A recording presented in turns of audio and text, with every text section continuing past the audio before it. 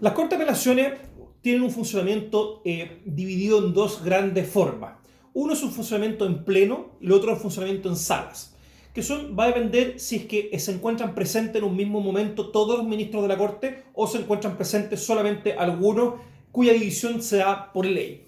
Efectivamente, la regla general en cuanto a funcionamiento de las Cortes ha sido siempre el funcionamiento en pleno. Pero obviamente por las distintas, por la imposibilidad y por la falta de eficiencia de tener a todos los ministros reunidos para conocer asuntos más de trámite, la ley ha establecido en los artículos 61 y 62 eventualmente que las cortes funcionen en salas, vale decir que se dividan los ministros por una cantidad de salas, las cuales van a importar que estos se encuentren en números que sean eventualmente de 3 ministros o eventualmente una de 4 con el presidente de la Corte interviniendo. Bueno, esto es importante porque nosotros tenemos que ir adecuándonos un poco a cómo en la práctica esto funciona.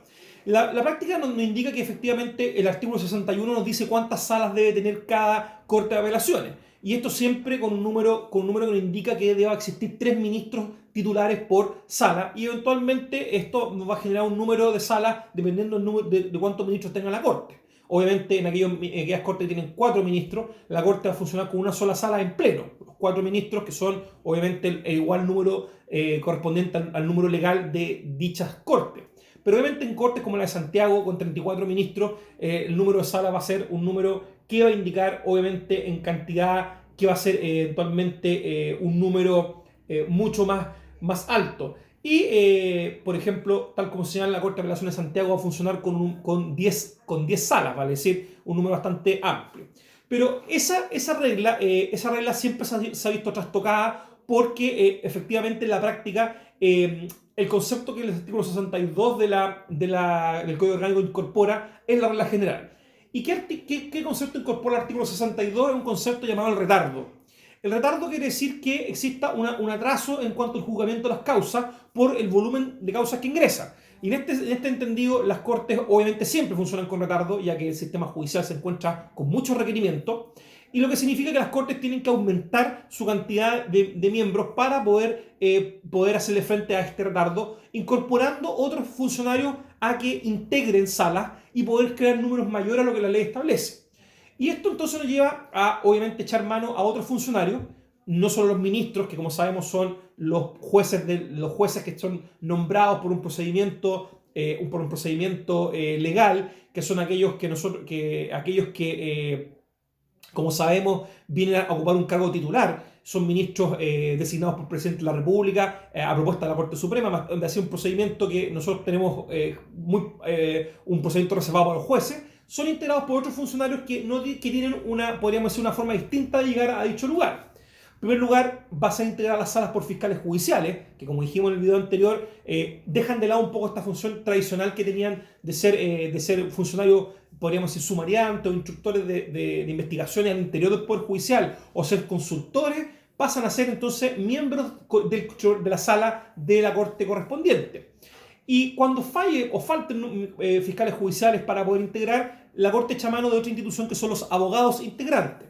Que los abogados integrantes son abogados ajenos al Poder Judicial, como se dijo, no son de estos nombrados de esta forma compleja como son los ministros, sino que son abogados que son nombrados por el Ministerio de Justicia de una terna elaborada por la Corte Suprema todos los años, donde se seleccionan abogados que han presentado sus antecedentes con determinados requisitos, como por ejemplo tener un mínimo de 13 años de ejercicio profesional, destacada presencia académica o destacada presencia profesional, y que genera obviamente la posibilidad de ser nominado en estas ternas que son elegidas por el Ministerio de Justicia. Y así los abogados integrantes pasan a ser otro recurso humano del cual puede echar mano la Corte para formar sala. Entonces perfectamente una sala puede estar formada por un ministro de Corte, un fiscal judicial y un abogado integrante. Cuestión que en la práctica lo que se da para efectos de aumentar la base de miembros que puedan integrar una Corte.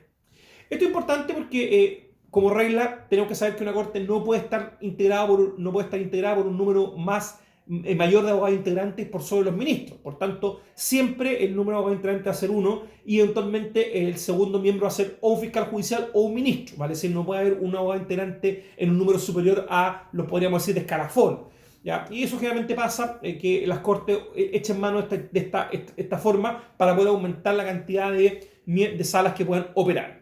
Y eso entonces es como la regla general en materia de funcionamiento de la sala, sin perjuicio que el artículo 61 nos dice cuántas por ley debe tener cuántas salas por ley debe tener cada corte. La regla general del artículo 62 vale decir un aumento en la cantidad de salas por cuántos ministros nos dé, el número de tener, o sea, cuántos ministros y funcionarios podemos ocupar si echamos mano de los ministros titulares, de los fiscales judiciales y de los abogados integrantes. Con eso vamos a tener un número amplio que eventualmente podrá tener una mayor presencia y forma de conocer las causas.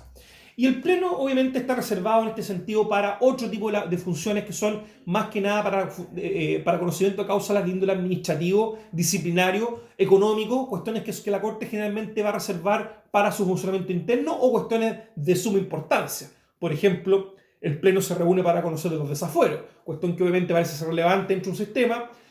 Eventualmente el Pleno también se reúne para imponer sanciones, se reúne para cuestiones como por ejemplo conocer de postulaciones para determinados cargos, por ejemplo cuando van a armar las ternas para fiscales regionales del Ministerio Público, también el Pleno funciona. Vale decir, tiene otro tipo de funcionamiento distinto a lo que uno podría expresar, que es el jurisdiccional. En el sentido estricto, el funcionamiento jurisdiccional lo conocen las Cortes conocen en sala, vale decir, con estos 3 miembros presentes, 3 miembros que, como dijimos, en la práctica corresponde a ministros, fiscales judiciales y abogados integrantes que se encuentran mezclados entonces en salas para conocer de los asuntos.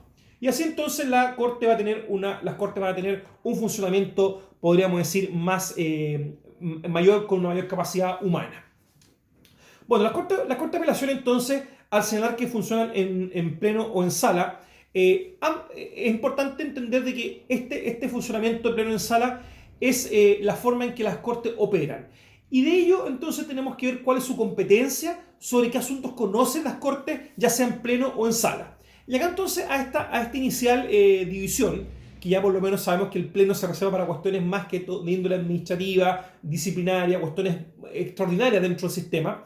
Lo cierto es que el funcionamiento en sala va a ser quizás el más común, y aquí tenemos que conjugarlo con cómo conoce la Corte en su competencia. Y sabemos que la Corte de Apelaciones tiene una competencia ya sea en primera instancia, en única instancia o en segunda instancia. Vale decir, las Cortes tienen podríamos decir, una triple competencia, y esta triple competencia se puede dar tanto en sala como en pleno. Vale decir, ahí tenemos una amplia gama de asuntos que conocen las Cortes de Apelaciones. Sumándole a esto, que obviamente las Cortes de Apelaciones son tribunales de competencia común, vale decir, que de todos los asuntos puede conocer la Corte de Apelaciones eventualmente en esta distribución, ya sea primera, segunda o única instancia, en pleno o en sala, vale decir, harta competencia. El artículo 63 y siguientes del Código Orgánico de Tribunales nos dice de qué conocen, cuál es la competencia de las Cortes de Apelaciones. Y aquí entonces la competencia, como vamos a ver, es bastante amplia y está dada por esta conjugación de factores en cuanto a la instancia que conocen y si conocen en sala o en pleno. Bueno, aquí tenemos que tener claro que eventualmente las Cortes conocen en única instancia únicamente en sala, ¿vale? Es decir, no hay un conocimiento de única instancia en pleno, salvo que lo hagan en sala. Y acá el artículo 63 nos dice que conocen en única instancia de los recursos de casación en la forma, en contra de sentencias dictadas por jueces de letra, de los recursos de nulidad interpuestos por las sentencias definitivas condenatorias penales, de los recursos de queja en contra de jueces de letra, jueces de policía local, jueces árbitros y órganos que ejercen jurisdicción dentro de su territorio jurisdiccional, de la extradición activa y de las solicitudes las solicitudes que se den en cuanto a la ley procesal para negativas de entrega de información calificadas como tal por razones que no fueren la seguridad nacional, vale decir, lo que está establecido en las letras A a E del artículo 63 en el número 1. En ese entendido, las Cortes también conocen en sala, pero en primera instancia, de los recursos de amparo, de protección y eventualmente otros asuntos que la ley establece. Esta competencia de las Cortes en primera instancia en sala, sin duda es de las más, podríamos decir, en volumen más relevante. Efectivamente, el conocimiento de recursos de protección y de amparo significa un gran, podríamos decir, involucramiento de trabajo de las Cortes de Apelaciones. Obviamente, los recursos de protección, por ejemplo, por alza de planes de ISAPRE, es realmente uno de los grandes volúmenes de causas que tienen las Cortes.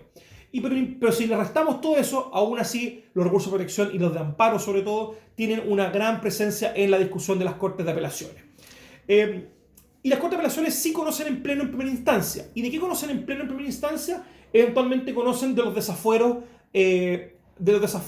y de los juicios de movilidad, ¿vale? Es decir, aquí dos instancias bastante relacionadas con incumplimiento de deberes de funcionarios públicos. Una, por un lado, los parlamentarios tras el procedimiento de desafuero, y los juicios de movilidad, que como vimos anteriormente, corresponde a aquellos funcionarios judiciales que eventualmente se involucran a su responsabilidad en algún tipo de ilícito. Esto lo conocen en pleno en primera instancia. Esto es lo que dispone entonces el número 2 del artículo 63 respecto a cómo conocen las Cortes. Y en segunda instancia, obviamente, este conocimiento en segunda instancia es el que podríamos decir le da el nombre a la Corte. Porque efectivamente las Cortes tienen un conocimiento en segunda instancia, podríamos decir, porque su nombre es de apelaciones, ¿vale? Es decir, van a apelar, ¿vale? Ocupando este recurso, el más tradicional de todos los recursos procesales, como es la apelación.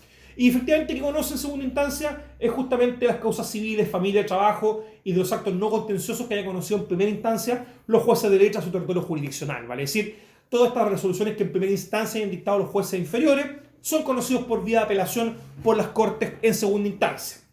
Además, también conocen en segunda instancia de la apelación contra los jueces de garantía y del Tribunal Oral y Penal cuando corresponda. También tiene esta competencia en segunda instancia. Y como ya pueden advertirlo, esta competencia en segunda instancia, por regla generalísima, es en sala, no en pleno. Solo cuando se da en segunda instancia en pleno, en aquellos casos que se refieren a las calificaciones de funcionarios judiciales, y eventualmente en cuestiones muy puntuales relativas a algunos juicios de movilidad y acusaciones y demandas civiles por parte de demandas contra ministro y fiscal de la Corte Suprema, ¿vale? Es decir, una competencia muy, podríamos decir, particular de la Corte de Apelaciones de Santiago en este caso. Pero como les digo, la regla generalísima en materia de segunda instancia es que conocen en sala de todas estas apelaciones, que es el recurso, podríamos decir, estrella, y por el cual le da nombre a la Corte. Esto obviamente es la competencia que las Cortes tienen y que obviamente entre esta competencia, ya sea por vía de apelación en segunda instancia o por vía en primera instancia en los recursos de amparo o protección, es el 99% de los casos que se ventilan ante las Cortes.